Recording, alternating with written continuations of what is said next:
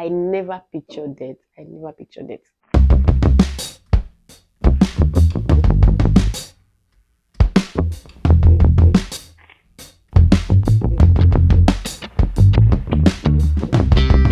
Hey guys, welcome back to my channel. My name is Bola Saka. I am a YouTuber based in Lagos, Nigeria. So guys, today's video is a get ready with me video, and I'll also be giving you guys the story of how my dad was assassinated.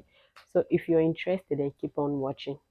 Alright, so first I will be cleaning my face with micellar water and cotton pad.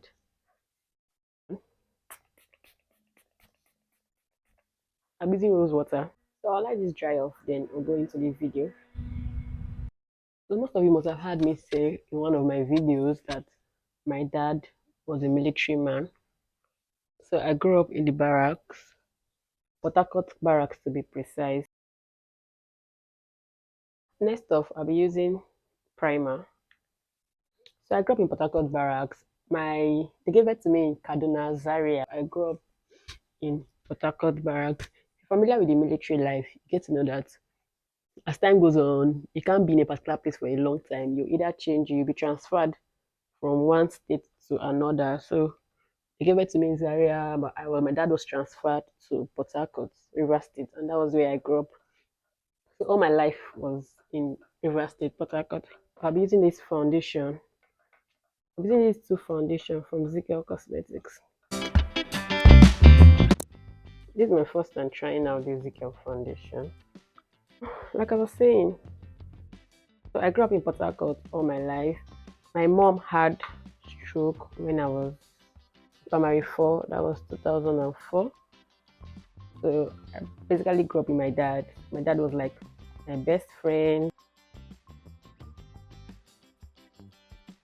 Let's start the food gist.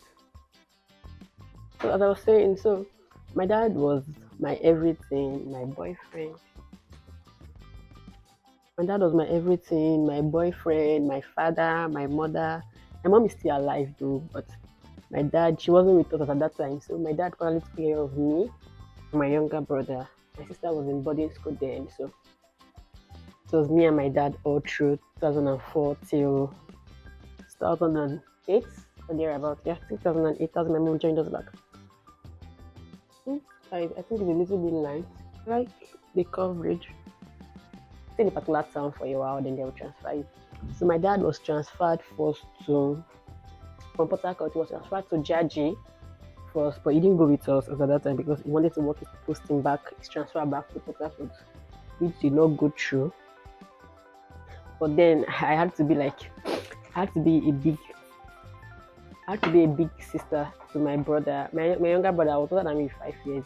So most times when my friends then say I act too mature, I don't even act like I'm a child. It was because I became an adult at an early age. So I didn't have opportunity to misbehave. I had to be an adult for my younger brother. So guys, as I was saying, so my dad was my everything, my best friend. I remember when I was in Federal Owerri, he would take me to school. In fact, he was my all. And he actually taught me a whole lot, my father then. My dad believed that as a lady, you're supposed to be independent of yourself. You're not supposed to rely on any man to make money. He gave me that kind of mindset as a child already that a lady can be anything she wants. She can achieve whatsoever she wants to achieve without a man. So you don't need to be like, oh, I need to marry a rich man to achieve what I want to achieve. So that was the kind of mindset he gave me growing up as a child. Like I said, I won't trade my dad for anything. So my sister was in boarding school then. I had to stay my younger brother all through. Most of my dad won't be around. Then we'll stay one of my aunts then in Port Harcourt. But it was more of me taking care of my younger brother. So in 2008, oh yeah, I think that was when my dad was transferred to Jaji. Then my sister was already done with school. She was already in the university and all, but still, it was still me and my younger brother that we had to be around because she was always around. So my dad was transferred to Jaji, like I said earlier. From Jaji, he stayed in Jaji for like almost 2 years. Then he was transferred to Ibadan. Anyways, I'm from Oyo State. My dad was transferred to Ibadan, that's the capital of Oyo. So he was there for a while. My dad, I don't know if I've mentioned before, my dad was a Muslim. My mom was a Christian. So My dad did not really mind if we girls went to mosques or not. He just felt like we're going to get married one day, get married to any tribe, and he didn't really dwell so much on the girls being Muslim. So my dad was transferred to Ibadan. So it was 7 in Ibadan at the time when this incident happened. So that fateful day on the 6th of June 2010, before then he came home for Salah break. And that was the last time I saw my dad. He came for Salah break and he left. It wasn't even up to 2 weeks or a week that he left that the incident happened. So he came home for Salah break that period in Port Harcourt. That was like the last time I saw my dad though. So after the break, he went back to Ibadan. He drove back to Ibadan, and on the 6th of June, on a Tuesday, that was when my dad was assassinated. But I didn't even get to find out about it then because my mom was with us and she wasn't strong yet. So my sister didn't want to break the bad news because she didn't even know about it. It was a friend of hers that called her. She was doing her IT then, called her and told her that like I said, we grew up in the barracks. So neighbors are like families. Like you can practically hear what the next neighbor is saying. So she she called her friend, my sister, and told her that she's hearing her neighbor ask questions about also. Like they were asking how many kids does he have, what of his wife, stuff like that. That she doesn't know what's happening. So my sister was like, okay. She tried calling my dad. My dad's number was not reachable.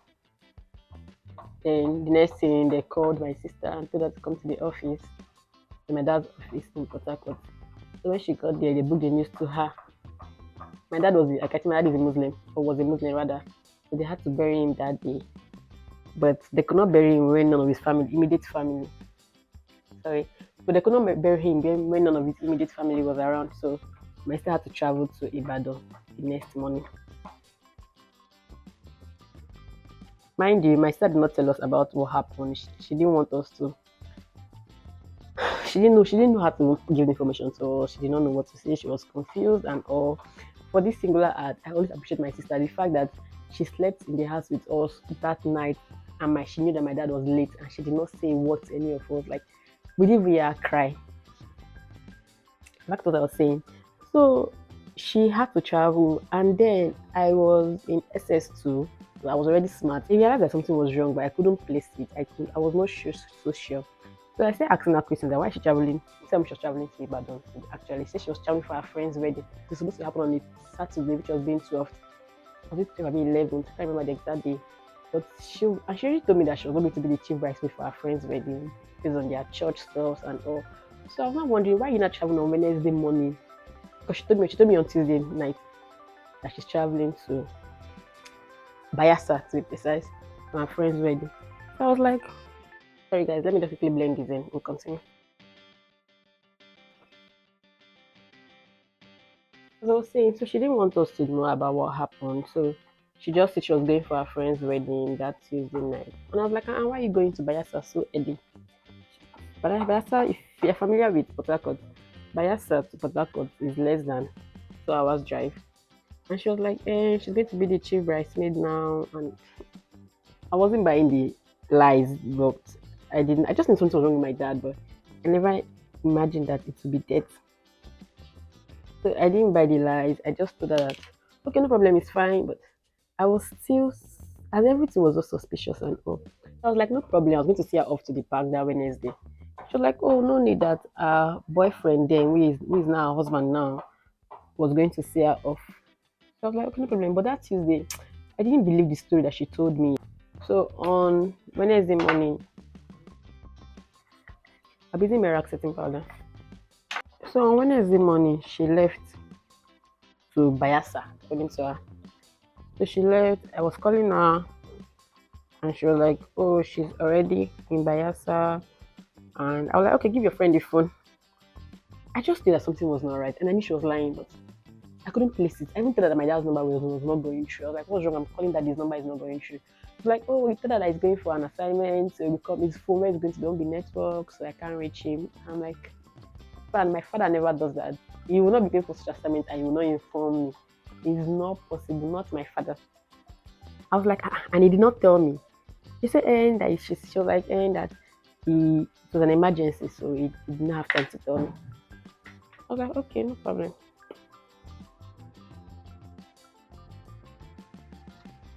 Guys, please let me set and continue. I promise that I'm not going to cry when I'm giving this story. I won't cry. Be strong. Yeah. So she was like, I was like, okay, so where are you now? She said she's in Bayelsa. She's with her friend. I'm like, okay, give her the phone. She was like, she's betting that she can't speak to me now. I'm like, okay, I'll call back. No problem. It's fine. I'll call back. Yeah, okay, no problem. Fine. So she realized I was being inquisitive and I wanted to know what happened. But she still did not give me, no, tell me what was happening. So after that, I realized that where I was staying, everybody was coming so nice to me. Neighbors were giving me food I didn't even ask for. Like my neighbor would just cook there. She'd be like, "Oh, I should cook. I should take. I should eat." She'd give me my younger brother. It was just so strange that everybody all of a sudden was just so nice to me. When I go to buy some stuff, they will not take money. What was happening? 2 days has passed. I've not spoken to my father. 3 days. I'm like, I never pictured it. I never pictured it. I'm using this MAC powder in deep. That's my face. I never pictured death, guys. I could not even think of death.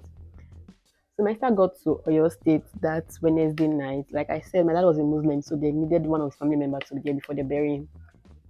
So she got to Oyo State that night. And mind you, that was the first time she was going to Oyo State as an adult. The last time she left Oyo was when she was like 3, 4 years old, and since she has never gone back. So the first time she was going there, she was going alone.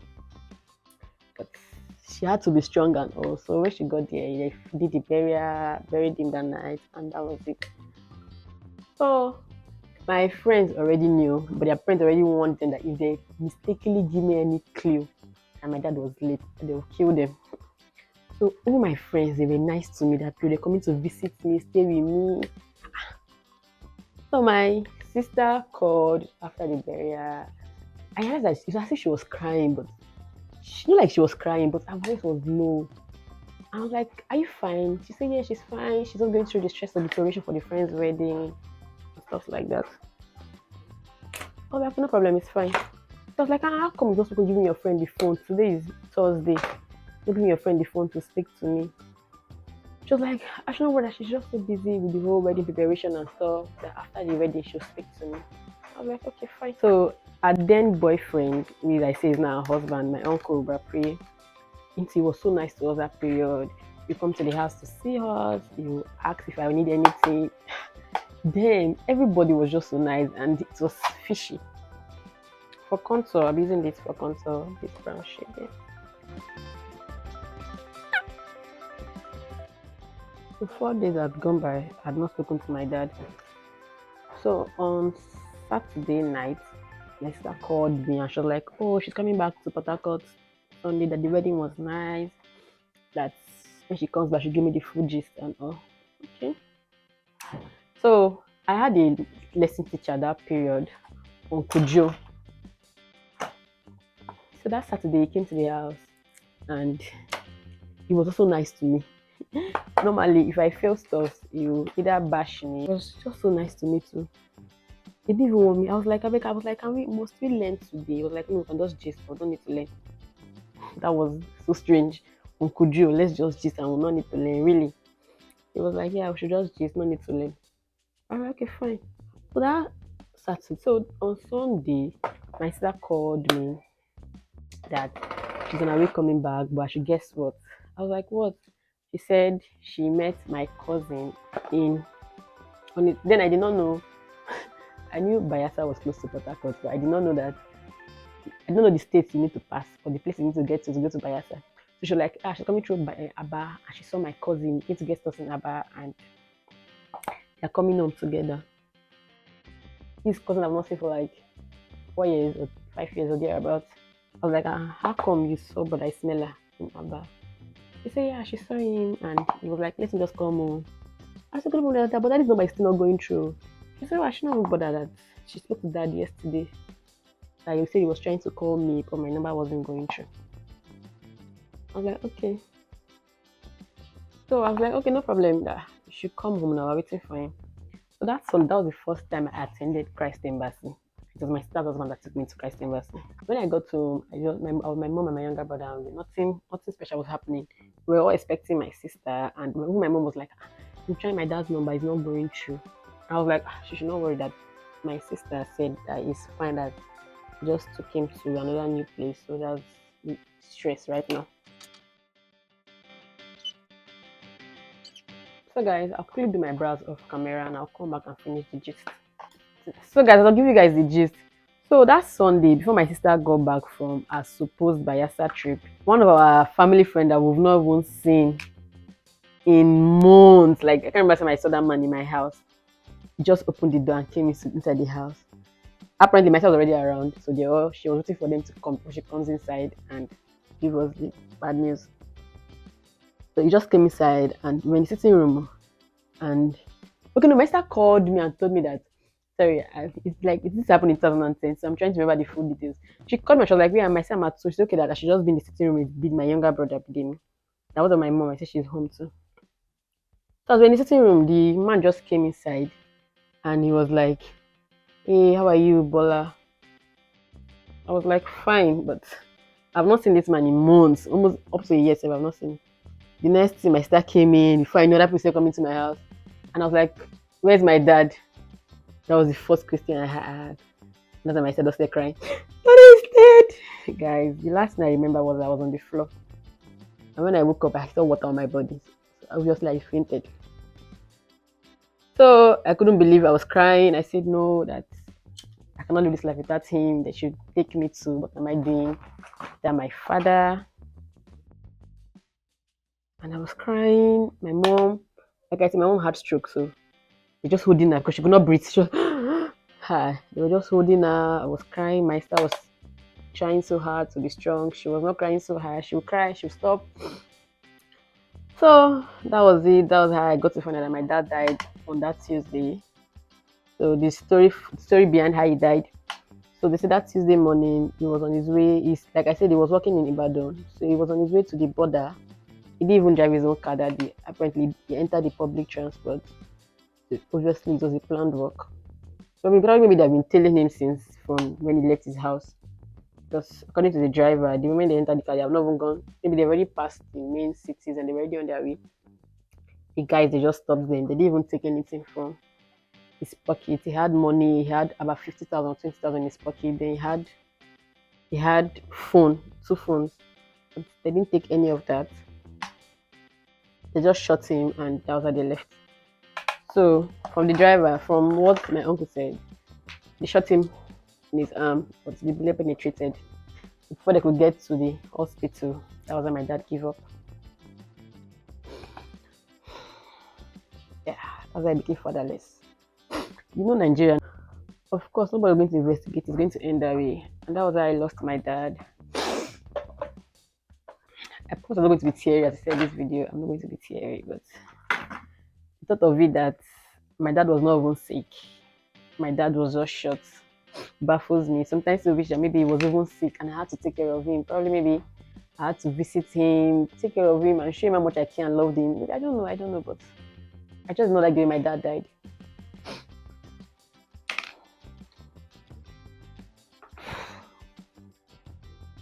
So that was how my dad died. My dad was assassinated. They said yeah, they were going to investigate it, blah blah blah, blah blah blah blah blah. This is how many years after. You might really well understand how I felt that day. They said you've lost either a sister, brother, parents, or close friend. That was like I never knew how it felt to lose someone.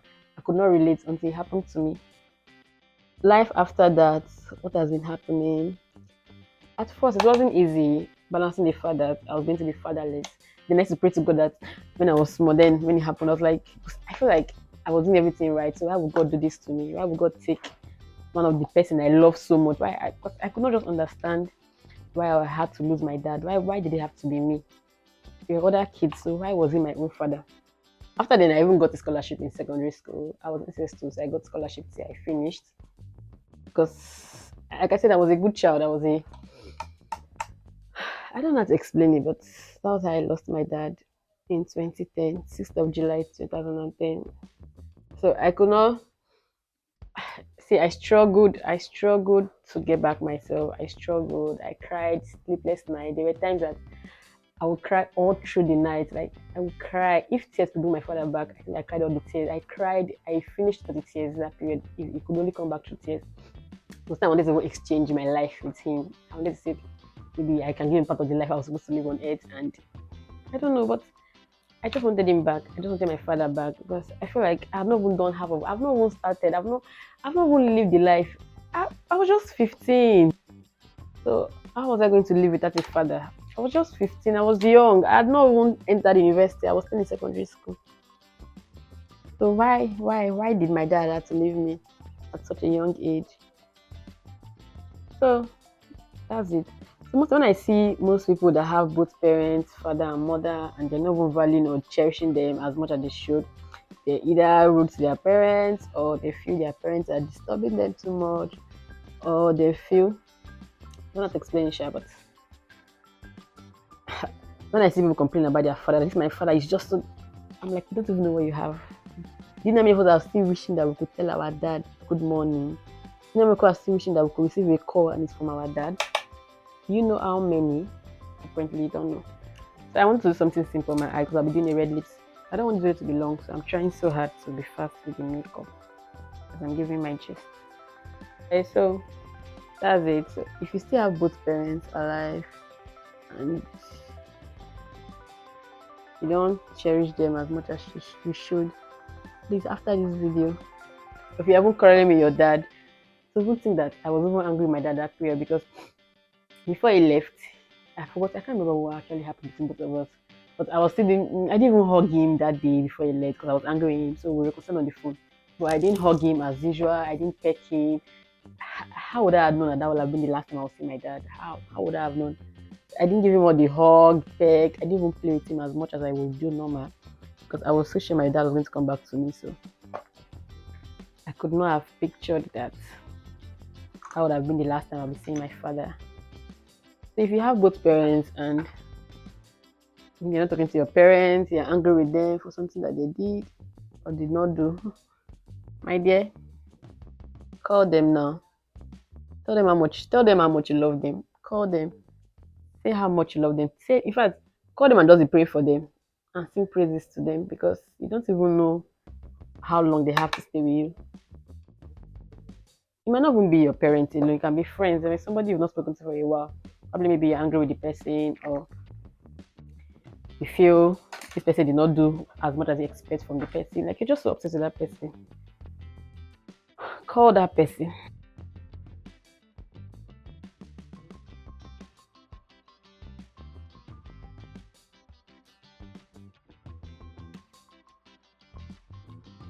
Call your parents, call your friends, say hi to them. You guys should settle. There's no need quarreling.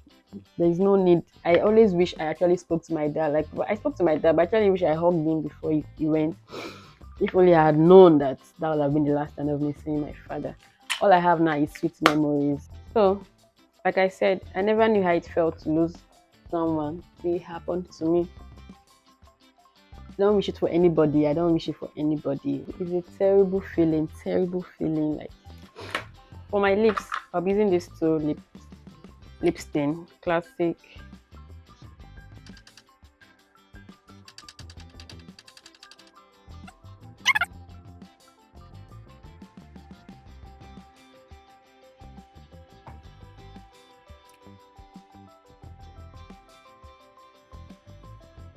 Oh, I think I love it. Guys, how do I look with these red lips? I don't know anymore, but I feel it makes me look so mature. Let me know in the comment section if you've lost anybody before, your relation, friend, anybody. Let me know and let me know how you reacted. How did you react when you heard the news? How was it after, even after days after the news? How did you accept the reality that you may seeing that person again? For me, it was a difficult one. I couldn't even concentrate in school. I could not at all. I had so many scenarios where I just woke up one day and my dad was there with me.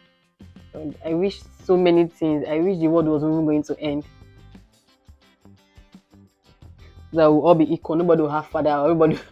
I was just so wish. You won't blame me. I was a teenager. I just wanted the world to end. But I feel like what was I even living for anymore? If the one I love so much was not going to be there with me, so what am I even still doing with life? Well, most times I'm like, is my dad proud of me? Is he excited about what I'm doing? I don't know, but another part tells me yes, he's proud of me. A little girl is growing to this beautiful lady, and I'm just even starting.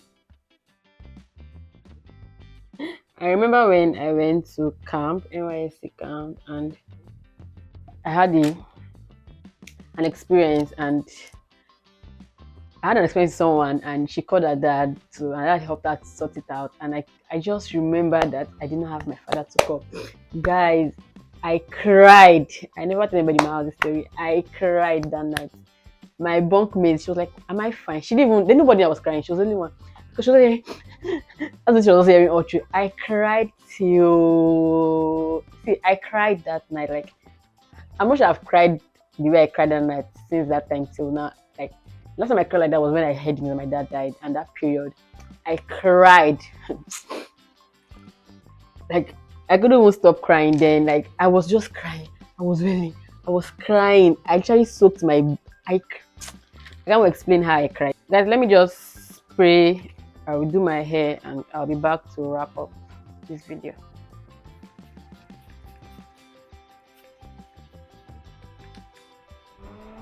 So guys, so this is the finished look. How do I look? Let me know in the comment section. Is this red lip a yeah or a nah? Let me know in the comment section. So this is the look and this is what we achieved. So before I wrap up this video, let me speak to you that either angry with your mom or your dad because they said something that did not please you or something that did not sit well with you. Let me just advise you. You don't know how long they have to stay with you. You don't. I'm not wishing. I'm not saying your parents are going to die, but you don't know how long they have to stay with you. So don't keep on saying, "I beg, they're annoying me" and stuff like that. Try the little possible way to reconcile with them. Talk to them. Make sure that at least every day speak to your parents every day. So, even though it's not every day, at least make a conscious effort to always talk to them. Tell them how much you love them, how much you cherish and appreciate them, because you don't know when they might leave you. And also, if you have that friend that you've spoken to for a long time, call up that person, speak to that person. There is actually no gain in keeping malice. There is no, I always say this. There is no gain in keeping malice. There's no reward for keeping malice. So it doesn't matter who's at fault, be it you, be the person. I always say be the bigger one and just call that person up. Talk to them. You don't know how long they have to stay with you. And lastly, don't always have this mindset that whenever you have money, when you have money, when I blow, that's when I'll do something for my parents. Start now. The little you have can do something. The little you have can buy recharge card. The little you have can do something simple for them. They will cherish and appreciate you. So guys, so that's the end of this video. Let me know in the comment section what you think about this look. And let me know. I know I'll be saying a lot of, oh, sorry, but like I said in earlier, God has been faithful. So most times when I see, I can't even afford to misbehave because I know where I'm coming from. So guys, so thanks so much for watching. I'll see you guys. If you have not subscribed to my channel, please subscribe, support me, subscribe, and give this video a thumbs up. That way YouTube suggests my video to others to watch. And I'll see you guys in my next video. Let me model for you guys before I go.